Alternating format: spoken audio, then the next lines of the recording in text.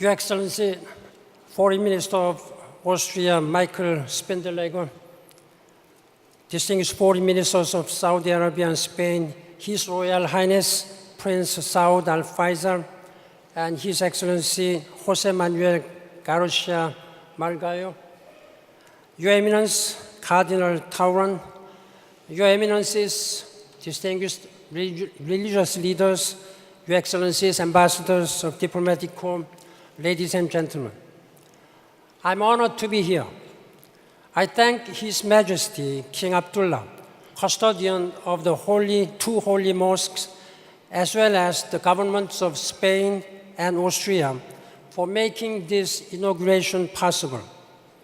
I thank His Excellency President Heinz Fischer of Austria and His Majesty King Juan Carlos of Spain for their very kind message of congratulation and encouragement. Ladies and gentlemen, tonight we join forces to celebrate new efforts for cultural exchange and global harmony. We need to look no further than today's headlines to understand why this mission is so vital. We see the Syrian conflict taking on troubling sectarian dimensions. We see ongoing tensions and unrest between Israelis and Palestinians. I have just returned from the region where I worked to push for an end to the violence.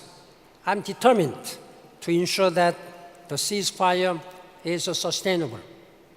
Both sides must adhere to the agreement. At the same time, the underlying issues must be addressed.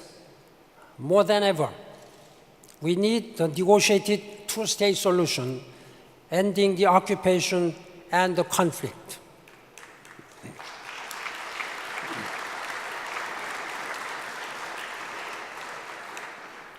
This is critical to regional stability.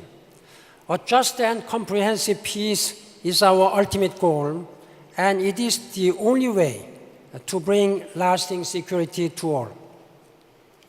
Ladies and gentlemen, I'm also concerned about the situation in Mali, where extremists have destroyed valuable religious monuments and artifacts. It is essential to overcome divisions and preserve the country's unity. These are just some of the reminders of how important it is to promote long-term mutual understanding that transcends religious, national, cultural, and ethnic boundaries and identities. That is why I believe so deeply in this center's vision to advance respect for human dignity and human rights, foster mutual respect, and generate cooperation for justice, reconciliation, and peace. These values are central to all societies. Religious leaders have immense influence. They can be powerful forces for cooperation and learning. They can set an example of interfaith dialogue.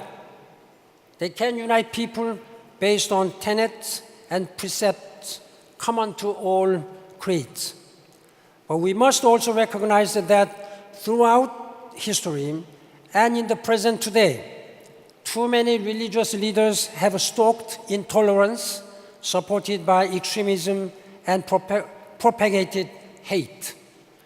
Instead of leading along the path of tolerance and peace, they have bred division. Political leaders also have responsibility to use their influence for the greater good. In the face of economic and social pressures, we have seen far too many hate-based political appeals that target minorities. Yet we know that blaming the other is not a political strategy for a healthy country, continent, or world. We must all do better in reaching out across boundaries. I welcome this center's commitment to opening your doors to all the world's religions. I fully support your vision of religion as an enabler of respect and reconciliation. I encourage all of you to cooperate closely with the United Nations Alliance of Civilizations, which will meet here in Vienna next year, February. Your Royal Highness, Eminences, Excellencies, ladies and gentlemen, this center grows out of His Majesty the King's initiative in 2008 for a United Nations General Assembly meeting on a culture of peace. That historic two-day gathering adopted a powerful declaration stressing dialogue, understanding, tolerance, and respect for diverse religions, cultures, and beliefs. I'm deeply grateful to His Majesty for following up on that initiative with this important center. King Abdullah once said, I quote, "It is high time that we learn from the harsh lessons of the past and conquer on the ethics and ideals in which we all believe." Unquote. I'm confident that the King Abdullah bin Abdulaziz International Center for Interreligious and Intercultural Dialogue will bring people together based on a shared faith in our common values. In this, you have my full support and the support of the United Nations. Thank you very much.